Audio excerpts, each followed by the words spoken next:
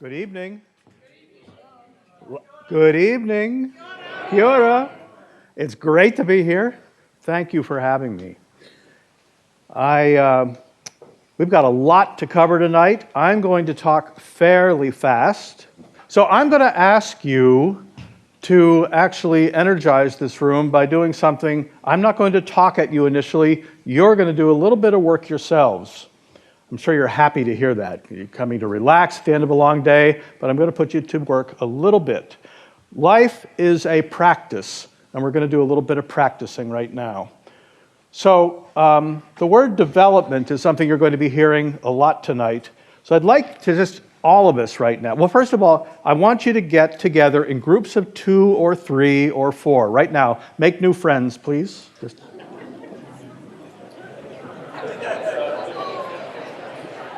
You see what relationship development is about? There, that's the whole, we could just stop right now. The energy is so good. All right, so I want to just do a little setup before you actually do a little bit of work. The setup is, imagine designing a purchasing, oh, this isn't really what I want to talk about. I'm going to change this. Imagine designing a bedroom addition for your growing family. What do we have to do that? Just shout them out. What are some of the things we have to do to design it? Huh? What? Okay, great, good. What else? Get some money, yep. What else? Huh? Permit, yep.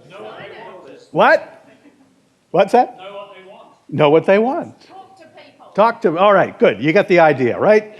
You can get something done. Now we're going to change that a bit. Now I want you to work for about 5 minutes on this. Imagine designing a bedroom addition for the purpose of developing your children. Well, I can hear a little bit. Okay, so, all right. What's required of us to realize this? I'm going to give you some hints here to work on. What capability is required of me? What capability is required of our family? And how might we engage with the larger community and the ecosystem we live within? All right, that's enough hints. Get to work. Please.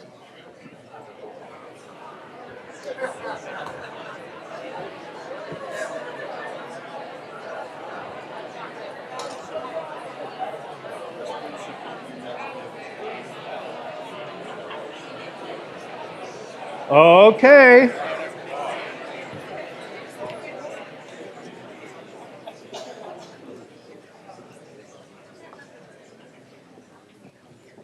Well, that was a lot of energy. So any reflections on that? What shifted for you? Anybody want to care to opine? Yeah. We need to do the why before the what. We need to do the why before the what. Great. What else? Maybe give some decisions over to others, not make decisions ourselves. Oh, that's an amazing concept. Yep. What else? Yeah. It's very much a collaborative exercise. Yeah, indeed. We have to think about or discuss what we value. Value, yeah. We have to think that the future will be different. We have to look ahead. Ooh, future will be different, yes. Consider time frames, like how far in advance. Work with time, figuring potential, we'll be talking about that. Creative parenting, yeah, develop, yeah. What does it mean to be a less bad parent, a good parent, or a developmental parent? Pick one. Maybe all 3. Anybody else? What's that? See how interactive the space can be. You see how interactive the space could be, indeed. Have a big jar of marshmallows. Have a bit. Yeah, what's with marshmallows in this country? Guys, they're always there. All right, I'm assuming something shifted in you with that second question, right? Okay, we're talking about that tonight and doing that at a scale of massive change. So regenerative development is not developing buildings, it's developing new potential, just like we do with a child. And the first time I ever did this exercise, there were about 500 people in the audience, and this guy stands up. The first time anybody ever kind of responded, he stands up and he says, I realize I'm pretty screwed up. And everybody went, you know, ooh, who is this guy? And he said, get over yourselves, we're all screwed up. He said, we all have work to do. And what I realize is that I need to be developing myself in order to developing my children. That's pretty profound. And there's no boundary between ourselves and who we are becoming as a community, and who we are becoming with the ecosystems and the land we're part of. No boundaries. So there's a lot of work to do at at least all these three dimensions. So what are we sustaining with sustainability? I just gave you the answer. But what are we sustaining? We are not sustaining photovoltaic panels. We're not sustaining green buildings. We're not sustaining sustainable paint. We're sustaining life. So if that's the case, and would you all agree with that? Yep. That's the foundation. So what is life? So the philosophers have been talking about that for thousands of years. I don't think anybody's come up with the right answer. But the answer that I love is from Humberto Maturana, the Chilean biologist philosopher. And he says, life is the process of becoming, which I think is profound, always full of potential. There's no problems with life. Nature doesn't have problems. Nature's always moving forward, whether it's a chrysalis, a forest, a child. And so our children, our organizations, the places we live, the ecosystems that we're part of are all evolving. Towards what is the question? And how do we work with that way of thinking and becoming and being? So here's an example. This is a civil engineer's view of a stream in Baltimore, Maryland. By the way, the civil engineer who designed that was in one of my lectures, and he was wildly angry that this was up here. And he didn't listen because I was giving him an out, because the problem is that he was asked, this is before there were any stormwater management laws in the state of Maryland in the US. And so all the water from the parking lots north of the stream were rushing through, tearing it up, sending total suspended solids and pollutants into the Chesapeake Bay. And he was said, we got to get rid of those suspended solids, take care of it. And he knew this. He told me this afterwards. And he said, I knew that we had to stop the water from above, but that wasn't his job, right? We have these silos of activity. His job was to stop the total suspended solids. And the only thing that he could do was make the stream concrete. And of course, he destroyed 5 facets of life there. He destroyed the gravel that the fish laid their eggs in, destroyed the nutrients that were in that stream, overheated the water so the trout couldn't survive, created riparian corridors that had no trees so they could get equipment in to clean up the stuff that was the nutrients to feed them. So cascadingly downward systems, because we look at the world as a mechanical construct. Now, once the state of Maryland adopted stormwater management laws and this water was being retained and slowed down, this is what the stream looks like 3 years later. So life does recover. And if we're sustaining life, then this is a good story. John Liu's work in filming the Los Plateaux in China, an area the size of France, for 29 years of work, they could not get it out of this desertified condition. After they talked to the farmers, who actually were farmers that actually knew what they were doing, they, within 18 months, it looked like this. So the world can recover itself very quickly. This stream in Santa Fe, New Mexico, it wasn't a stream when my colleagues started working on it. It was a desert, not in white man's recorded memory. There was no water in this desert. And by taking a study of the patterns of life, they found out that Wild Bill Williams and his mountain men came south from Colorado to trap beaver in the early 1800s. What do beavers need? Beavers need water. But there's no such thing as sand beavers, right? So, but the beavers have a pattern. So you couldn't just the first impulse was let's bring back the beavers. But beavers don't live on saguaro cactus and prickly pear. So what they did is they said, well, the beavers have a pattern. What's that pattern? They build dams. So they put up a dozen meter-high check dams where beavers would logically have built their dams, and within 18 months, there was a permanent running stream on this site. It's kind of magical, but it does snow and rain in Santa Fe, but when the water sheets across the landscape, it evaporates. But if you hold the water back, it has a chance to recharge the groundwater table. And a stream is nothing but an elevated groundwater table. Now, that does not make it regenerative. That's just deep restoration, bringing something back to a condition of self-organizing evolution. What What makes it regenerative is every farmer said, whoa, that worked. Maybe we do that. And now there's a raging frothy stream where there was no water 10 years ago. Water is life. And so that's the beginning of a recovery of a system. Jeff Lawton's work in Jordan for 18 months from intense desert to a citrus farm with 4/5 reduced water than the engineers think is necessary. If you work with the patterns of life and the way nature wants to work. Alan Savory's work in Zimbabwe and now all over the world with the Holistic Management Institute. I guess I better stay out of the line of fire here. So even with severe rainfall, the savanna in Africa was brought back to life by observing the way hooved animals feed. There are billions of antelope in Africa, but yet when we introduce cows, we destroy the system. Why is that? And all Mr. Savory observed was that antelope eat the seed, eat the grass, some of the seed falls out of their mouth and they defecate it, and then they step on it and they plant it, and a little bowl is planted. And that bowl gathers the dew or the moisture. The antelope go away to feed on other grass, and within 4 weeks, there's a new crop of grass. It's continually cycling. And all Savory did was say, I guess we need to mimic that, and let's move the fence every 2 weeks. Just by doing that, the system was brought back into recovery. So we have the potential, the capability to work with nature on its own terms, not our terms, on its own terms. And if we do that, my experience has been, over the last 25 years of doing this work, that in 18 months, nature expresses itself in a way that's holistic and healing. So I like to say that we can heal the world in 18 months. The evidence is there.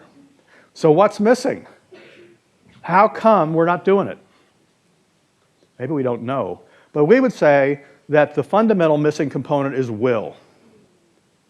And what regenerative development is about is developing the will to express what's core. Just like a child, again, getting back to the example of a child and a family, what's the will? What's the core, the essence of that child, the essence of this family, the essence of Christchurch that wants to be expressed? And if we tune into that, it's magic. Here's a quote from Kat Anderson's book, one of my favorite books, in terms of how 90% of the state of California was a managed ecosystem by the native peoples. It was actually understood. California native peoples believe that when humans are gone from an area long enough, they lose the practical knowledge about correct interaction, and the plants and animals retreat spiritually from the earth or hide from humans. When intimate interaction ceases, the continuity of knowledge passed down through generations is broken, and the land becomes wilderness. We have a role to play. What is that role? In each place on the planet, it's a different role. It's not abstract, it's not the same, it's different in San Francisco, New York, Vienna, Auckland, Christchurch. And we have to know this place just like we know the uniqueness of our children. Would you believe that we need massive change? Massive change is possible. The major problems of the world are the result of the difference between the way nature works and the way we think. We have been hardwired since Aristotle to think about humans as different or separate from nature. That has been the fundamental problem, and it is so ingrained in the white person's world, I'll say, that we have to unlearn that, and that's the hardest process. So today is about a way of actually engaging in a design process that allows for this regeneration of our relationships of the way life works. So there are 5 basic principles here I want to talk about. Right now, we've been talking about working with potential, not problems. When we work with problems, we fragment the world. Because when you solve one problem, 400 others pop up. You know what I mean? So climate change, pick one. If you're just working on climate change, let's say that we solve climate change right now. Cold fusion or some magic formula is invented. And so we're taking care of climate change as an issue. Have we solved the fundamental issues of humans and nature? No, we haven't. So it is actually easier to work on the whole system than it is on a piece of it. And I'm going to hopefully demonstrate that tonight. Now, let's go. We'll be unpacking these others in the evening. First of all, fragments or pieces of green are not sustainable. There's no such thing as sustainable paint or sustainable light bulbs. There's no such thing. How many of us are doing sustainable buildings? We use the term. I do, but that's an untrue statement. No building can be sustainable. Until buildings actually have sex and make babies, we don't want to talk about it. So the test is that if you can imagine, Jonathan Porter said, if you can do it forever, it's sustainable. If you can't, it isn't. So imagine 150,000 of these green buildings there from London, sprinkled around the earth. Do we have a sustainable planet? I think you know the answer. So, no. So there's no such thing as a sustainable building. What buildings can do is help us open the door to think about a sustainable condition. I like to think about buildings and master planning projects as acupuncture points to energize a new way of thinking and being. So this diagram, I gave a talk last night in Wellington, and everybody said, yeah, we've seen this. Have you all seen this diagram? No. Okay, so I'll spend a little bit of time on it then. All right, so here we are at conventional design. We build our buildings one step better than breaking the law. Pretty motivating. Green comes along. We said, well, we can do better than that. We can 50% energy savings, reduce toxicants in the water, reduce water use, etc. So let's say that 50% energy savings is good. This is whether it's Green Star program or LEED or Living Building Challenge. Then zero must be sustainable, right? Is that pretty much the way people perceive this? Zero does not exist in nature. And by the way, you'll never achieve zero because perfection is impossible. So if zero is impossible, then we are still, this is why this is still a degenerating condition. And maybe you heard some wags say, sustainability is a slower way to die. Which actually is not very motivating, right? And I think that, but people generally are smart about this, and they know intuitively. 95% of the people in the US during the Clinton administration, there was a big survey about the word sustainability. 95% of the people rejected it as a word they didn't like or didn't understand. The word they liked was health. And that's what we ought to be talking about. And health. Health means to be whole, hale, hearty.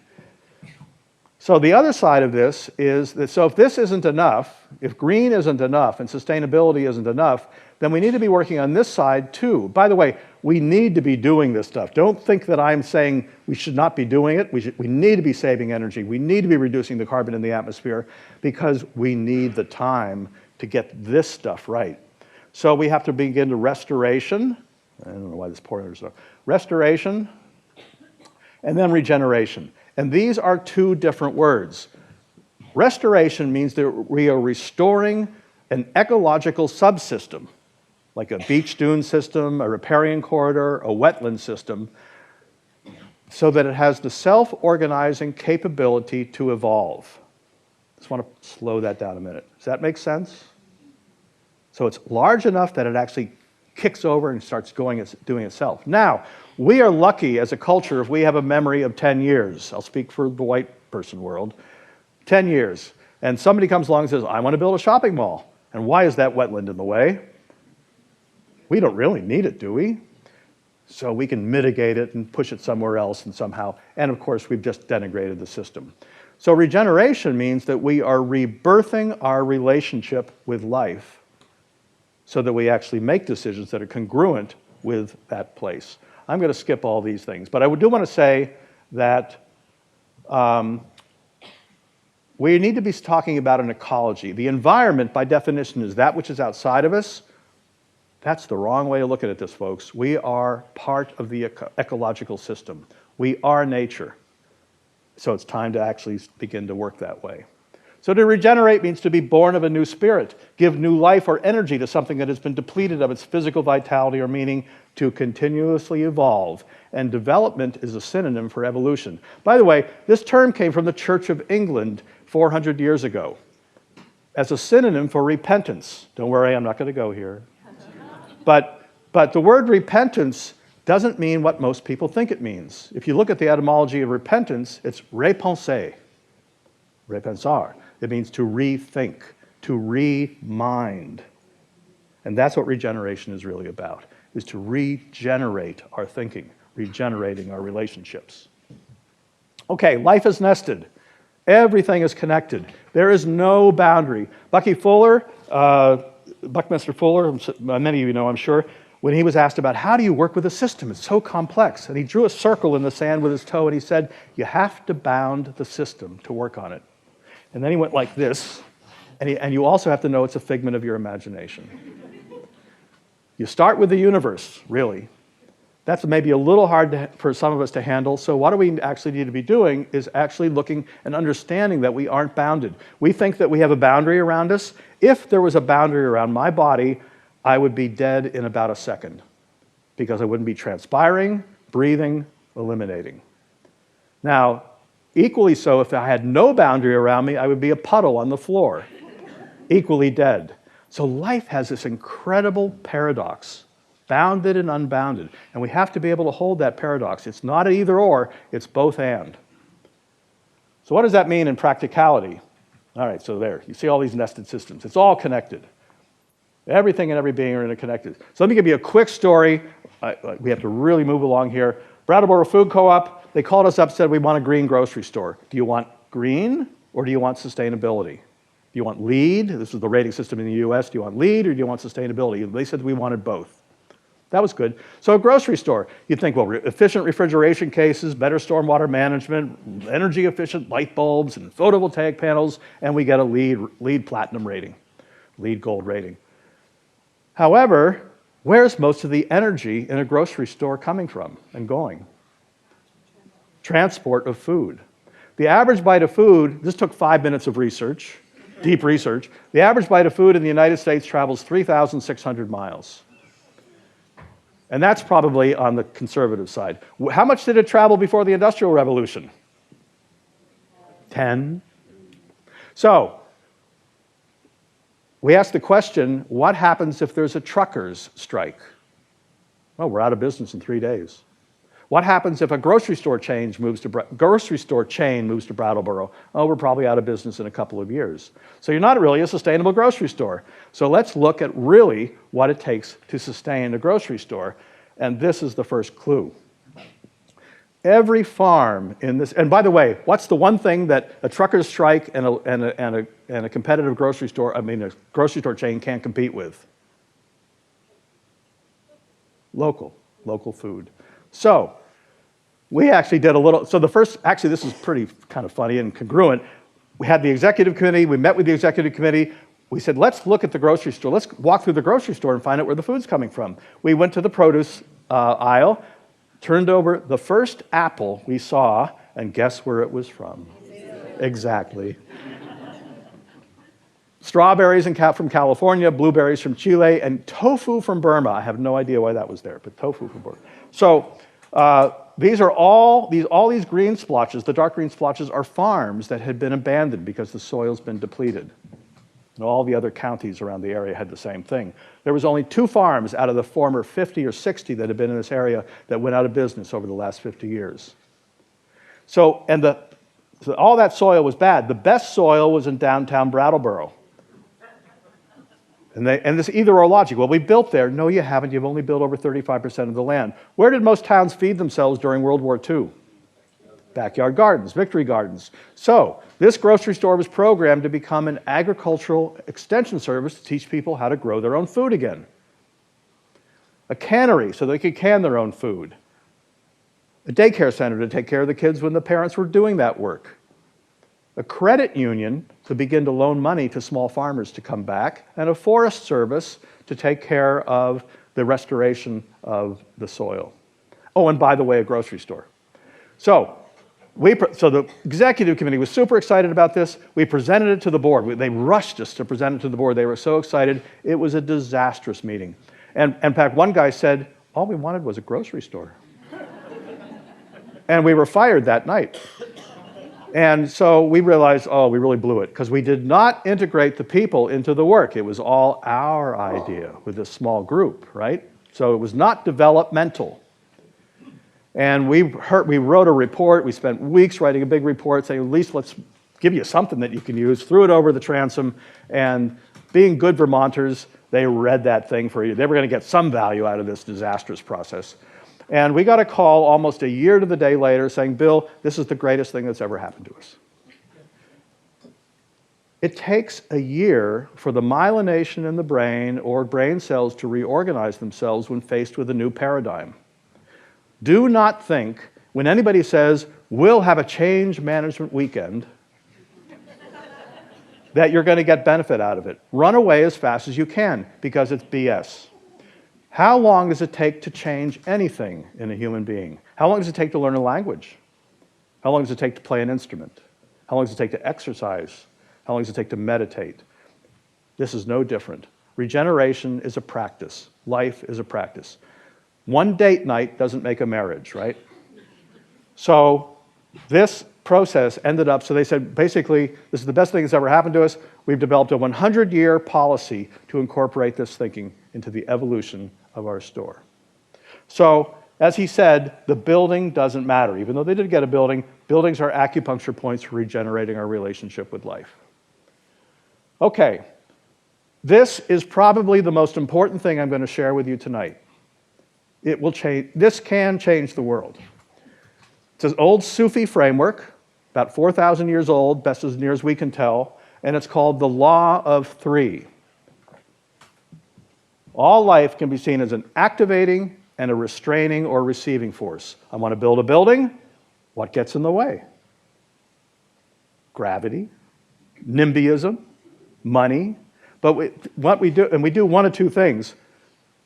We typically compromise, and we think compromise is the height of political sophistication. Compromise is another slower way to die. Boom. Sorry, Andrew, but it is. I'm a former deputy mayor myself, so I can say that. So here we go, compromise. We compromise again, and we drive ourselves right into the ground. Nature does not compromise. Nature harmonizes and reconciles. Now, we can go deeper on that, but let's just let that suffice for the moment.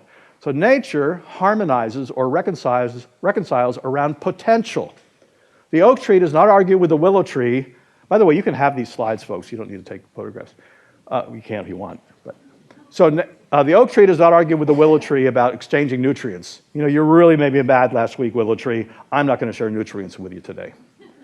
So, because it's a continual dance of reciprocity, continual gifting of each other, because they know, if you can put intelligence on that, they know that we are dependent on each other. So why do we do that as humans? I don't know. So this is profound. And we have if I can make this statement, once we get a client over the initial hump of realizing we're not working on a building, we're working on a system of thinking and being, this is 100% successful. But it requires people to suspend the problem-solving mind. So, no problems in nature, only potential. So let me share with you a case study. Let me see how we're doing on time here. Okay. So, this is a project we have just completed our involvement in Viña del Mar, Chile. It's right contiguous with Valparaiso, Chile. We were brought along, we were hired, and we often are hired because of this diagram. Because a developer down there, the largest corporation in Chile, had a small group. They owned this land, and they wanted to give a gift to the city. They've got billions of dollars of cash laying around. They wanted to give a gift to the city. It was a nice gesture. They said, we don't have to make a lot of money. We just want to cover our expenses. We want to help this city. The city did not want to be helped. There were 25 activist groups in the city, all literally calling this developer the enemy. And they did. Oh, you're working for the enemy. How can we trust you? So they said, if you can harmonize all that friction, that's worth 15 years worth of lawyers. Because that's what they were facing. About 15 years worth of death by 1,000 cuts through very sophisticated community organizing, which is great, actually. And they said, we know it's going to go to the Supreme Court, and we don't know whether we're going to win or lose. So if you can harmonize, that's great. We don't believe that you can do it. We don't understand how you're doing it. We'll give you 2 months to prove it. I thought that was a pretty good deal, actually. So we said, sure, what the heck. So we went down there, and we met with the first 18 activist groups. And what we discovered is that all these developers building these big buildings, the community felt that developers were killing their city. And when you drive in that city, you actually know in 5 minutes it's a dying city. You can feel the energy just draining. And They're blaming the developers, which is partially true, but they're the ones that elected the officials to allow the developers to do what they did. But that's another story. So, this is what the city looked like. It's one of the great garden cities of the world because it was an English settlement before the Panama Canal was built. And beautiful, that's beautiful, right? Okay, here's what it looks like now. Look at the old architecture, just trashed. The Valparaiso Bay is a dead zone now. Here's that estuary you see here, right there, the Marga Marga estuary. The seedbed of the health of the ocean, and look it's made into a parking lot. Literally filled in for a parking lot. So you can see the city is dispirited. It has no sense of itself. It's just going through the motions to make people money, just literally shooting itself in the foot. And it's shooting it so much as that so there's the site. And one of the things we talked about expanding, right? This dimension is that we are not there to work on this development. We're there to work on the health of this whole ecological system. One of the questions we ask is, how big is here? And here is about 20 kilometers out into the farmland to support this city. So, what we learned in talking to the community members and others is that, I won't go into detail on this, is that what we are working on is helping people retell their story. Stories are a way to hold complex series of information. And their story was that if you look at the history, this is a graph we approximated from our interviews and what we had learned, the Aconcagua Indians, the Bata and Inca Indians, every time there was an interaction, Spanish, the British, the industrialists, the Garden City movement, the Beautiful City Beautiful movement, every time there was an interaction of people in this place, the social health went up and the ecological health went up. We've never seen anything like that before. Typically, we trash it. There was lots of consideration until 30 years ago. And look, everything started going off the rails, except highways. Universities, that's a good thing. But when the tourism started going off the rails, because it's one of the biggest tourism towns in southern South America, that's when people started worrying. So the core of this town is they were able to compound resilience and innovate succession. And we pointed this out. This is what we were learning from them, what our experience was, and they said, oh, you see us, you know us. And that opened the door to a whole different dimension of dialogue. We ended up there saying, how do you like this master plan? Isn't this the greatest master plan in the world? It's the greatest master plan that I've ever done. You've got to like it. I mean, that's basically what architects and planners are saying. And we want to be loved because I've put all this energy into it. Forget about it. You don't go telling people what you're doing. You engage people to discover. And by the way, you don't ask people we do not ask people what they want. No one knows what they want. I mean, I think I might want a red Lamborghini, but it's probably the worst thing for me. So we ask people how they live. And that tells us so much more. And people don't have, how do I live? What are the patterns of life that I value? And then we can start getting engaging. So what that does, those questions allow us to build reciprocal relationships. Now, the hardest thing in this project was working with the developer, not the community. The community members were actually pretty excited to talk in a new way. The developer basically was interested in their development. Las Salinas is the name of the development. And the typical development process is, I'm going to give this neighborhood a new school. I'm going to give this neighborhood a park. I'll give this neighborhood some money. You get the idea, right?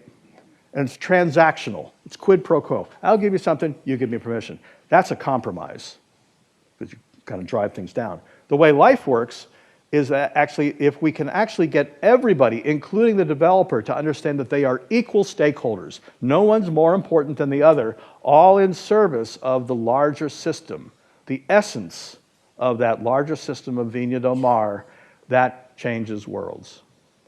So it took 10 months of engaging people. Oh, by the way, in 2 weeks, however, this is an important punchline. In 2 weeks of meeting with these 18 activist groups, the transition from negative to enthusiastic or supportive was massive. It took 2 weeks to get people to give us permission to work with them at a deeper level. And then the invitation was because they saw potential. They didn't see problems anymore. They said, wow, if we can bring back the health of the city, instead of just complaining about a development, maybe we can work together. Now, they'd never worked together before. Government typically doesn't do that. So basically, the developers there are saying, we're going to support this effort to bring people to evolve their capacity. This woman, Patricia, in the upper right, said, you're working for the enemy. How can I trust you? We said, well, you can't. But we're interested in the health of the city. You're interested in beating up a developer. Which would you prefer working on? And that was pretty simple. Well, the health of the city. So let's work together to do that. So we had meetings every 6 weeks with these core members. There was only about 40 people that wanted to meet. But that is sufficient. This is a town of 500,000 people. The Chamber of Commerce executive director did not want to talk to us. He said, we don't need a couple of gringos to tell us how this works. The mayor banned us from talking with the planning department. She did not want to have her world rocked. So we were there working with these 40 people. It took 10 months before someone said, you know, why are you gringos running this? We should be running this meeting, which is exactly what you want. And then the Chamber of Commerce ED called up our client and he said, Ricardo, I don't know what you guys are doing, but count us in. This is the first time the city's been able to dream in 30 years. The mayor called up 2 years later and said, we want to play. So what happens, life is a practice. We aren't forcing it down people. What happens is, this is a really sensitive thing here.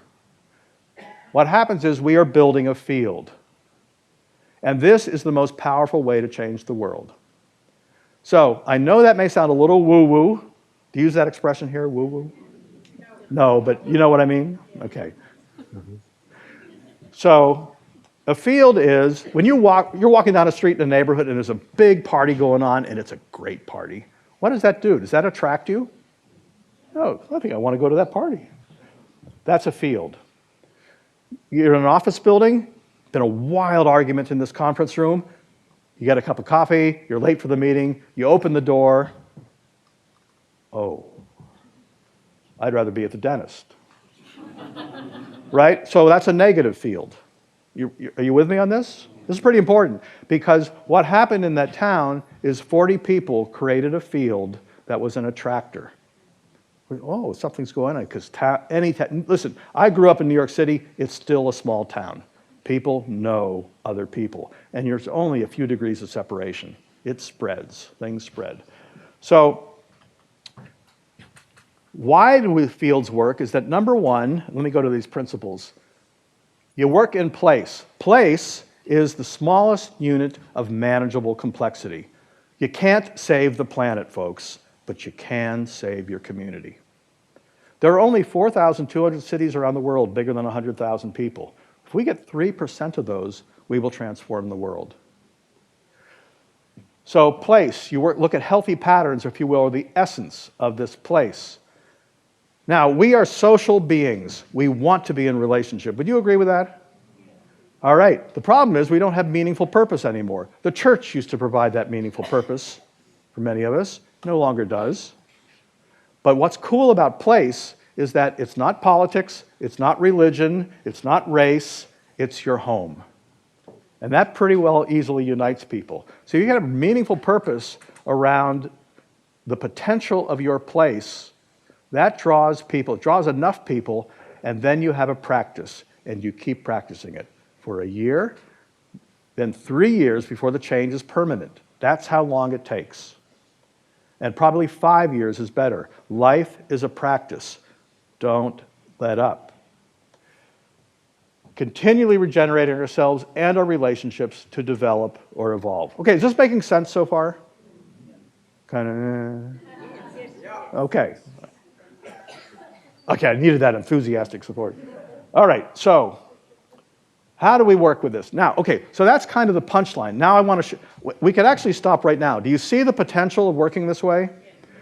Now, I don't know, how much time do I have? Enough. 15? Enough. Oh, I like that. There's always enough. Enough. I'm going to use that from now on. So let me share with you how you work with wholes. Because instead of working with fragments, so I'm going to get into a little more pedantic than I have been. How do you work with wholes? We just believe you have to reduce things, right, to the smallest manageable component.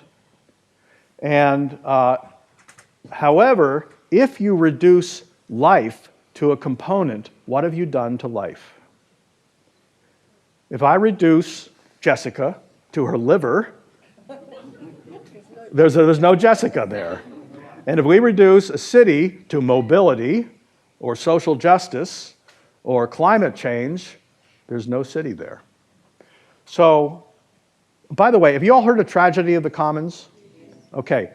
Elizabeth Ostrom, who won the Nobel Prize, I don't know, in the 80s, 70s, or 80s, probably 90s, disproved the tragedy of the commons. Because in place, the tragedy of commons is not operative. It is operative on a planetary scale, because we look at all the corporations abusing the planet. The air is free, the ocean's free, carbon's free, we'll just keep doing it. But in place, we're connected enough with it that we can say no. And she's proven that. That's why she won the Nobel Prize. So work in place is powerful and provable scientifically. Okay, so you begin with the whole. And I like what Dwight Eisenhower says, if you can't solve a problem, enlarge it. Don't reduce it. And of course that scares us because we only know how to work with small things. How do you work with big things? This is how you work with big things. Oops. So, a whole is not understandable from its part. I'll pick on Jessica again. If I was getting to know Jessica like we were getting to know our cities, I would take her liver and kidneys and lungs and skeletal structure and DNA sequencing, and I would throw it in a pot and stir it around and come up with a whole. Do you come up with a whole? No. Nor do you come up with a whole when you take a bunch of SDGs or lead points or Green Star points and put them in a circle. Circle does not mean it's a whole. It's still a list in a circle. So the way I get to know Jessica is getting to know Jessica as a living being. And the only way that I get to know Jessica is I see the patterns of her life with her partner, kids, parents, colleagues, me, the dog in the street. Those patterns, which by the way are invisible. That's the hard part. They're invisible. So I get to know Jessica by seeing and observing the patterns. And then I get to know, oh, that's how Jessica behaves here. That's what she's about. And that's what really motivates her. Oh, now I'm getting to know Jessica. But there's nothing tangible there. Bucky Fuller said, the English language is he didn't say this, but I'm going to say it. The English language is a real problem. At least you have Maori. But the English language is a noun-oriented language, a thing-oriented language. And it really screws us up. Because everything's a deliverable. Give me a deliverable. I'm working with a new client. He spent a lot of money on understanding story of place. He said, well, I want a deliverable. I said, have you ever read your deliverables? He never had, but he wants it because it's a thing. Doesn't have anything to do with getting to know the place, but it's a thing. So we give him the thing. But the most important thing is getting to know the patterns, and from those patterns, I get to know the essence of Jessica, and now I can work with Jessica. Does that make sense? Okay. So essence is how we hold them. Now I'm going to give you a simple example with a couple more case studies about how this works. This is simplified, but so we're working with systems. This is not a mechanical system. This is a living system. And this is a problem for many ecologists. So there's the basic definition of a system. Elements in relationship. Except there's a third aspect. Anybody know what that is? Anybody know what the third aspect of a system is? This is a weird question. I was curious. Huh? Synergy? No, energy. Yeah. Huh? Context. Exactly. That's time. All those are true. All these are true. But let me give you the answer that I'm holding. Just to cut it short, is that every system has to have. What's the purpose of those parts? It's a bicycle. And it's because you know what a bicycle looks like that you can identify those parts. Without that purpose, you could not. So you have to know the purpose of the system in order to work with it. Now, many ecologists and environmentalists will say, well, life doesn't have a purpose, it just is. Well, I disagree. Is that every system has a unique role to play in its nested relationships. And if you don't try, so here's the other converse way to looking at it. The human beings have had impact on this planet for the last 6,000 years. We know we have Iron Age smoke way down in the ice cores of Greenland. So we've influenced every square meter on this planet. and without thinking about it. We need to now think about our influence in a positive way. So what's our purpose? What's the purpose of this system? So let me share with you, I think, a useful study. I'm not going to show you any result of a design here because this was in 2008. You remember that year? What happened in 2008? Huh? The GFC. GFC. You guys had I love that. We don't call it that. We just call it the recession. Great financial collapse, right? Global financial collapse. That's perfect. So anyway, global financial collapse happened here. Nothing happened to the developer, but the story's great. This one photograph was worth not being paid. So here we are. This is the Teton River, one of the great salmon rivers in the world. We are flying over the Three Sisters, right next to the Three Sisters in the Teton Range. You may be familiar with those. These are the Big Hole Mountains. Oh, these lights are still on. So the developer was planning to put 1,000 3.5-acre homes all over this prairie savanna. Sound like a good idea, right? No. So he was run out of town. And he realized, well, you got to fire that architect, hire somebody else. So they happened to know our work and brought us in. And our first premise when we work with a developer is, we are not here to serve as your shill for justifying crappy development. What we are here to do is represent nature as the receiving force of the development. Remember, we can harmonize. The premise is we can harmonize, that humans are nature. So how do we actually work with it in such a way that we actually harmonize our need for shelter? So this is an example. I'm not suggesting it's the best one in the world. But nonetheless, it's kind of compelling. So what we want to understand is the purpose of this land. This is 3,500 acres of an alluvial fan. Can you see these faint lines? What are they? They're streams. Here's the soils map to prove the point. So this land had a role. Now what you need to understand is if we only had the hydrological cycle, we would all be standing on rock right now, or swimming, because water is the universal solvent. It erodes everything. Everything. But there's a converse cycle, and that's called the nutrient cycle. And the nutrient cycle actually takes nutrients upstream. So the salmon used to swim up here and breed and then die, or lay eggs and die. The bear and the other animals in the woods would take the salmon and distribute it throughout the woods. So we asked the forest ranger, how's the system doing?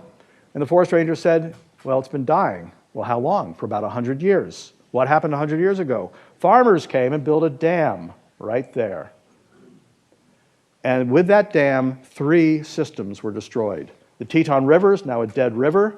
The prairie savanna is now a monoculture of turf grass farms and barley. And the Big Hole Mountains are now a compromised ecosystem. Now, the checklist approach, I'll pick on LEED, that great green rating system from the United States. You get a point in LEED for keeping prime agricultural land, because prime agricultural land is good, right? Except when it isn't. And it's mostly not. There's 2 things that humans need. We need nutrients and we need shelter. Most animal species need that. And guess how we're destroying the world? Through our nutrient system, our agricultural system, and our sheltering systems. We need to reverse both of those so that we are healing the earth through those systems. And our communities can be a big acupuncture point to go there. So this land actually had a role to play. And the role was, so you basically had fish swimming up, salmon, yellowtail cutthroat trout, beaver, otter, insects, birds, megafauna, deer, elk, moose, all taking nutrients up into this system.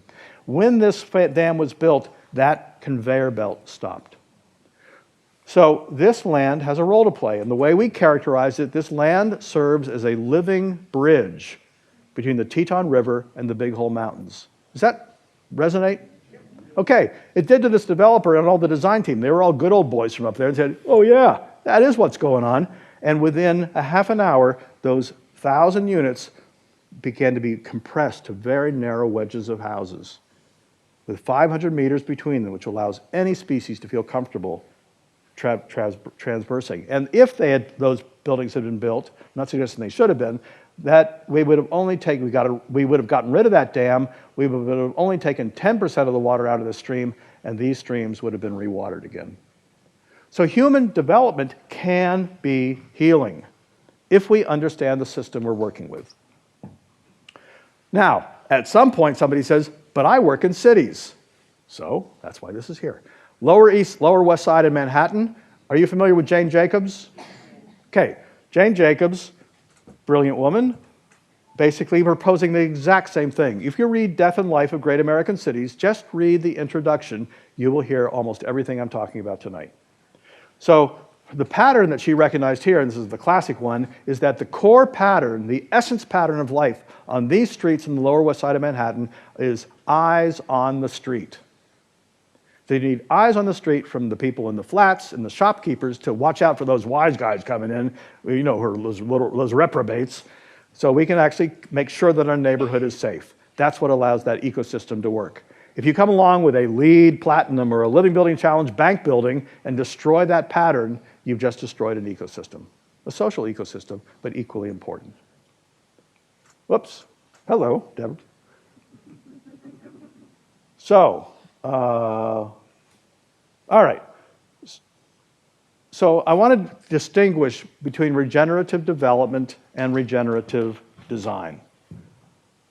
Regenerative development determines the right phenomenon to work with by understanding patterns, just like you're understanding the pattern of your child.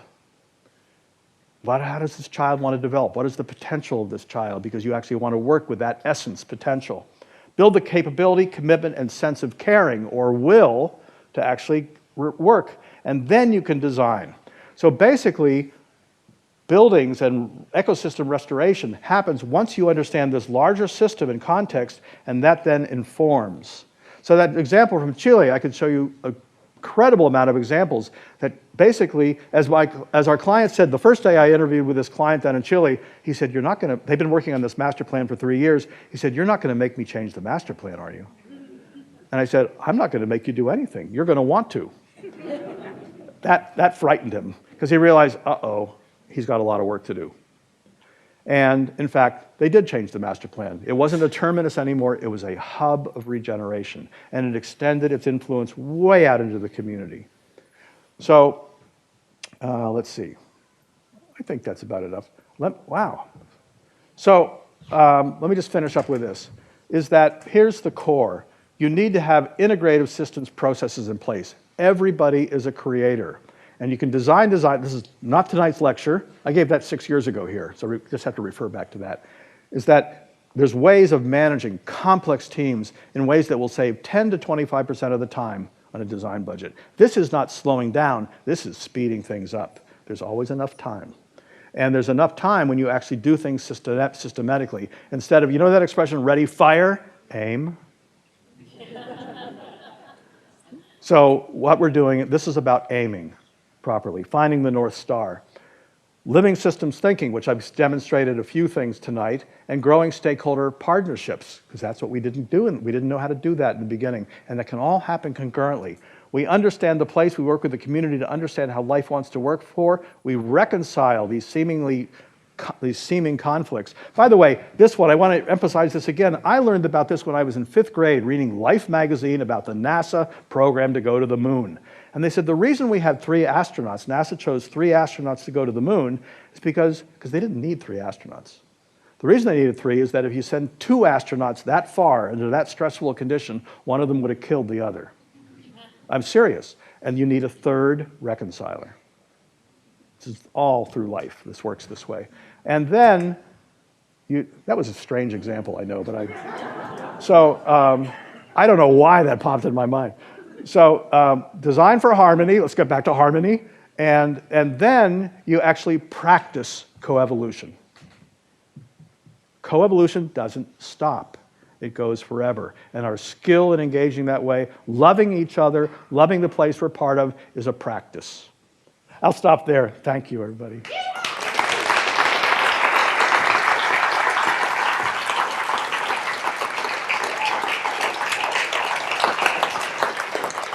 Well, I just want to thank you. That was amazing. Oh, thank you. It's a hard act to follow, so I'm not even going to try. I'm actually going to read from my notes. Now, when we get on to the question and answer section, I'm just going to, I suppose, I've got one question I'd like to ask Bill. And I most importantly want to make some parallels with the work we do, because it relates to us here in this land. But when we do get onto the questions, just if there's a lot of people here, and I know you're burning to ask a lot of questions, so you've got to keep them short and sweet, okay? Maybe they aren't. Oh, well, that's great, because I've got lots of questions I can ask, so that's ideal if you don't, all right? So I did have the pleasure earlier to get to know Bill a little bit better and hear a bit about his work. And in particular, I was really interested in the discussion that, the discussion that Bill had around the concept of purpose, belief, and will. For us here in Matapopore, and for tangata whenua generally, our starting point for anything that we do is always kaupapa driven. We start with our values, our principles, our purpose, and this forms the platform or the foundation from which we begin our thinking. We're also in a unique position right here and now. We are in what we call our post-settlement era, and that provides opportunity for us to work alongside the Crown or alongside our local bodies to really think about how we build our futures.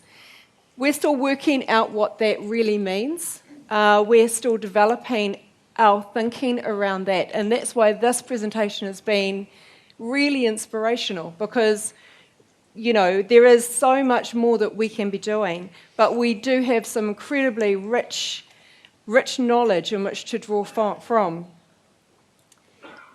And so really those parallels are really quite obvious. And, you have got your whole process is really based on a regenerative system approach, whereas ours, we look at, I suppose, our kaupapa Māori approach. And what we're all wanting to do is to use this information, this knowledge, to build a better future. I suppose what we also look to do is to educate, and you talk a lot about changing attitudes, changing the way people see things. And their being. And that's that's really, really hard. We struggle with that ourselves. But one of the things that we have been quite successful in doing, and something that's quite important from an Indigenous values perspective and story perspective, is how we embed our stories into the built environment. Because our stories, through things like, and also particularly through language, te reo Māori, through the toi Māori arts, traditional art forms, through the way in which we design, we build information. In that is, also embedded identity, and that tells a story. It tells about our connection to place. So with the work you do, because so much of what you have presented tonight is clearly influenced by Indigenous values systems. Absolutely. Yeah. So how do you actually bring that to life? This, Indigenous people's stories to life. Through design as well. How do we bring Indigenous yes, people's stories? their stories, their traditions, their knowledge systems. So we don't always have the opportunity to work with Indigenous peoples. When we do, if it's, we talked about discovering the essence of a place.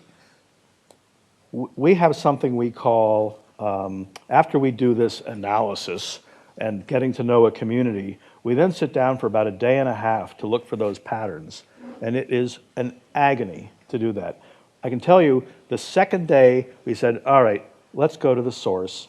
And we actually have tapped into Indigenous knowledge, but we're just not used to using it. But when we illuminate and lift up the Indigenous knowledge, we say, oh, they already figured it out. And it actually informs the story that we develop. Now we're developing, understand that, well, the United States. The United States is a juvenile country. And I can say that. Anybody can say that. We haven't gone past 12 years old. And so we're still trying to figure things out. And so this work is actually tuned more for actually helping people in the States lift themselves up out of their self-centered narcissism. And with indigenous peoples, when we get the chance, and we don't always get the chance because there's, especially in North America, it's still doing this. And this is why it's so refreshing to be here, because these stories are more present and available and willing to be shared. It's much easier working. I'll tell you folks, New Zealand is the birthplace of a new world order. It's true. I'm not just sucking up. I'm really serious. There's no other place on the planet. You may be too close to it. There's no other. We work all over the world. There's no other place on the planet where you have begun. Instead of this, it's this, and that's amazing. So I don't know if that answers your question, but No, it kind of does. I'm going to now, I might pick up more about that in a minute. We'll see how we go with questions first. So does anybody else have a burning question they'd like to ask Bill? No? Excellent. Right. Are you sure? Yes. yeah. In Brattleboro, the soil was bad. Yeah, why was it bad? Why was it bad? Vermont has. This is kind of. I don't like this story, but it's kind of interesting. Vermont has been through 4 to 5 periods of brutal extraction. Vermont, if you look at old pictures, Vermont is known as the Green Mountain State and forested. Go back 150 years, it was like the moon, literally like the moon. It was stripped clean in most places, and it was stripped clean 4 or 5 times. So when you remove the nutrients from the land and export them, whether it's as trees, lumber, pulpwood, masts for sailing ships, sheep grazing, and then medium to good agriculture, the soil goes bad. So it's just dismally poor soil management processes. That's why. And it needs time to recover. And it can recover very quickly if we actually know how to engage forests properly. Can I share a story about that? I don't know, I can keep going forever. But let me share. So we're working on a piece of land in Rockville, Maryland, about 20 acres of land. They wanted to build an office building there. It only needed to take them about an acre, covered with trees. And we thought, oh, it's such a shame. Covered with tulip poplars. We said, oh, it's such a shame that we have to cut any of these trees down. And the ecologist of our firm, Tim Murphy of our firm, said, cut them all down. I said, what? He said, you got to understand that humans do have a role to play. What this land is doing is struggling to heal itself from overgrazing and overfarming. And the tulip poplar is a weed tree. It grows very quickly. It's very soft, and it has no taproot. It blows over with the first minor storm. And he said, basically, what happens is nature is actually in the process of healing itself by actually getting those trees to fall down again and revivify the soil. He said, we can actually speed that. If we understand that we can speed that up, chip that timber up and build the soil up more quickly. So it's just a counterintuitive way of thinking. So it's really valuable to have that kind of. And by the way, do we know that that's the right answer? I think it is. But this is why we actually have to regenerate, because we have to continually revisit our decisions. Did that work? Was it the right idea? We've got so much. I can speak for the white world. We got so much learning to do. And we have to begin now. I don't know, does that help? Yep, that's great. Okay. Reese. Kia ora koutou. As a trustee of Matapopore, I just want to thank Bill and the council and Debbie for hosting this. I just thought, Bill, I particularly took to your points earlier, and in Māori culture we have 2 terms. So for essence it was Wairoa, and for the place, that is our tūranga waiwai. So if there's any souvenirs you can take home with you from your travels here in Aotearoa, Aotearoa, tūranga waiwai and Wairoa is what we're trying to embed in the land. Thank you. And I need a lot of that background. We've heard the word Māori is also appropriate. Is that not true? Yeah, Māori. Okay. Okay. Thanks. Yeah.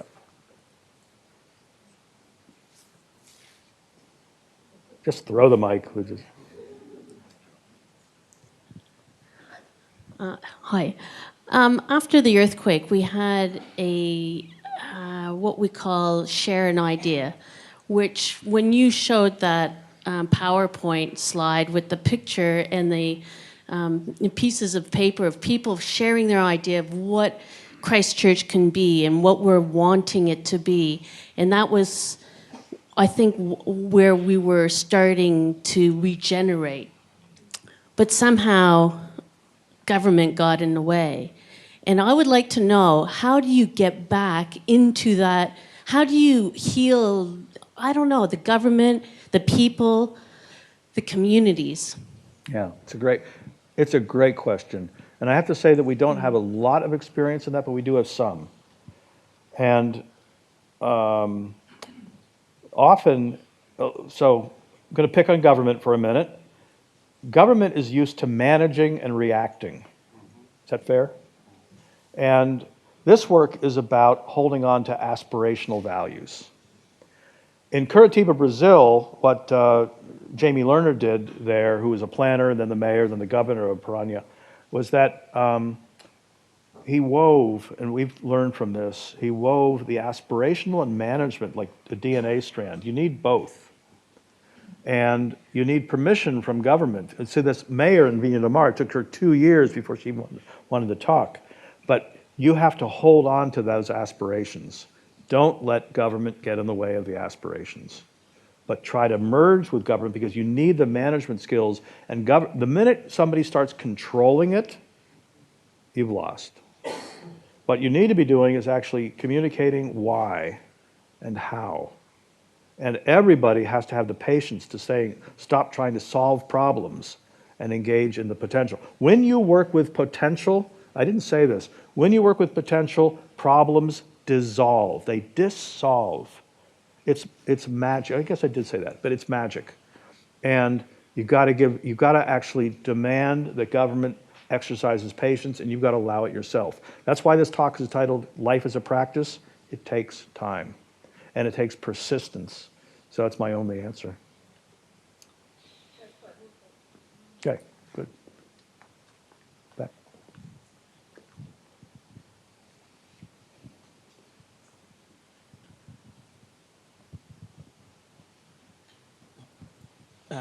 David from WikiHouse. You mentioned that New Zealand has a leadership role. You did that. What have you noticed in Christchurch that you've learnt and that you could share here briefly? Well, I'm a little afraid. I've learned something from Deb this afternoon that I was really appreciative of, and I'm really afraid to say it. No, because I can step in holes pretty easily. But I've been working in Auckland now for the last 6 years. You guys are much further along. I hope I didn't read it. So don't allow this to be printed in Auckland. Sorry, Auckland. But the whole understanding of the design principles and what you told me, which I'd rather you say than me, is actually really reassuring. Yeah. So what we talked about today, we were talking about our process around our identification of how we work up, what are those kaupapa that we're embedding, and within Ōtautahi we've identified 5 sort of main kaupapa that really underpin the way we think, the way we do things, and they're our values. So with the tiarangi principles that have been developed really in the North Island, with the intention that they roll out throughout the country, I've said no, because they are, and it was good to hear that Bill felt very much the same, is that it is when you're working with mana whenua, in tangata whenua, you will have specific specific values and kaupapa. Things will be that, you can't just have one set fits all. It doesn't work like that. The landscape is different, the natural resources are different, the people are different, their connection to the whenua is different, the way they behave, their kawa, their tikanga will all be different. Thank you. You cannot take one set of principles and also skim through them with one-liners to say, here's your, here are your principles, good luck, go to it. Doesn't work like that. it is really interesting, Bill. You talk about, so much of what you're talking about, your regeneration, your restorative approach is about restoring the Māori back to the landscape and the Māori back to the people, because those things are connected. Right. And it's interesting to hear you're on a bit of a self-exploration yourself and understanding those concepts as well, because, it comes back to language. And we also had that discussion around language where, within the Māori language, within Te Reo Māori, you can, a word, explains so much. Whereas using the English language, it's hard to find the correct, it seems so shallow sometimes when you try to explain a concept. And then try to translate that into Romance languages in Europe. Whoa. At least English draws on multiple traditions, so we can actually say things easier. Trying to translate this into French or Spanish is incredibly difficult, just as an aside. Yeah. Hi, Bill. Hi. Hey, you talked a little bit about Jeff Lawson, and I was wondering if you've had the honour of working with him or could expand on any of his works with the Permaculture Institute in the United States. I've not had the honor of working with Jeff. I work with people who have been doing very similar work to Jeff around the world. And Jeff Lawton is a very well-known permaculturist and is doing pretty advanced work, very advanced work. I can say that permaculture is, one of the reasons our company was founded is because permaculture did not deliver on what we thought it would deliver. So Joel Glansberg is one of my partners, has this very famous example in the middle of the desert. I'm telling you this for the reasons. I'm just telling you a story. Anyway, it's this beautiful greenery that's been there for decades now in the middle of the New Mexico desert. And what Joel realized is this had so much potential and it didn't spread. It's just this island of green. And so what was lacking in the permaculture movement is the ability to transform and engage people in that. So our company was founded by taking one of the founders of organizational development, organizational psychology and dynamics, and then from the 1950s is the progenitor of the working in the business world and communities, to business world primarily, and permaculture, and what we did is we married those. So it's both a social permaculture, if you will, and permaculture. How do we actually work with whole living systems? So I just took advantage of your question to go down there. Hope that's okay. Thanks. Sure. I guess we're stopping. I think that might be it. That's too bad. So, Bill, thank you very much indeed for an inspiring presentation and some challenging conversation. Thank you very much indeed. Thank you, Edward.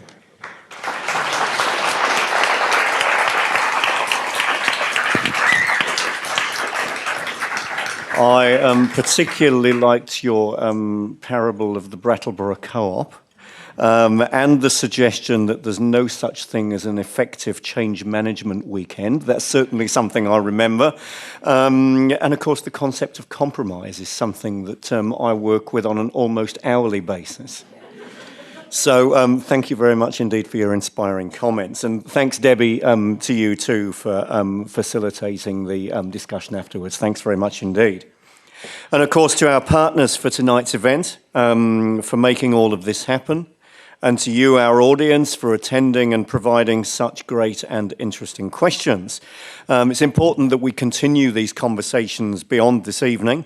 And I should also let you know that the video of tonight's conversation will be available shortly, thanks to the team that have made that possible. And also keep an eye out for future interesting and informative Christchurch conversations.